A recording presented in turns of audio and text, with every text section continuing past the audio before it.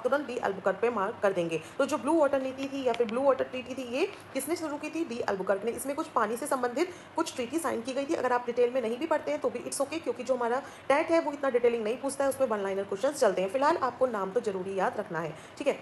Next question है, अंडमान और निकोबार द्वीप समूह किस समुद्र में स्थित है? देखिए, जो अंडमान और निकोबार द्वीप समूह है, अगर आप इंडिया का मैप देखेंगे तो पूछा गया है किस समुद्र में स्थित है। एक तो इस साइड है और एक हमारा समुद्र इस साइड है। तो यहाँ पे जो अंडमान निकोबार है, इस साइड लक्षद्वीप है। आप बताएंगे कि लक्षद्वीप, कमेंट सेक्शन में लिख के कि लक्षद्वीप कौन से समुद्र में स्थित है। फिलहाल अंडमान और निकोबार कहाँ पर है? बंगाल की खाड़ी में, यानी कि बे ऑफ बंगाल में। कौन से समुद्र में है? बे ऑफ बंगाल में है। बहुत इंपॉर्टेंट है, याद रखना है। इंडिया से रिलेटेड जितनी भी चीजें हैं, कौन सी चीज कहाँ पर है, कहाँ उसकी बाउंड्री टच होती है, सब आपको पता होनी चाहिए। नेक्स्ट क्वेश्चन है, किस गवर्नर जनरल ने सती प्रथा को समाप्त किया था? देखिए, उस टाइम पे हमारे समाज में बहुत सारी कुरीतियां फैली हुई थी। कुरीतियां क्या होती हैं? वो रीतियां जो अच्छी नहीं होती है समाज के लिए, बट उसको वो फॉलो हो रही हैं, वो चली आ रही हैं क्योंकि वो पहले से चली आ रही थी। तो वो सब होती हैं कुरीतियां। जैसे कि उस टाइम पे बाल विवाह था, गर्ल चाइल्ड की बिल्कुल एजुकेशन नहीं थी, ठीक है, बहुत कम उम्र में शादी कर दी जाती थी। और इसी तरह एक थी सती प्रथा। सती प्रथा भी देखिए कुरीति है। सती प्रथा में क्या होता था, सभी को पता होगा कि अगर किसी भी लेडी के हस्बैंड की डेथ हो जाती थी तो वो उनके साथ ही उस लेडी को भी सती कर दिया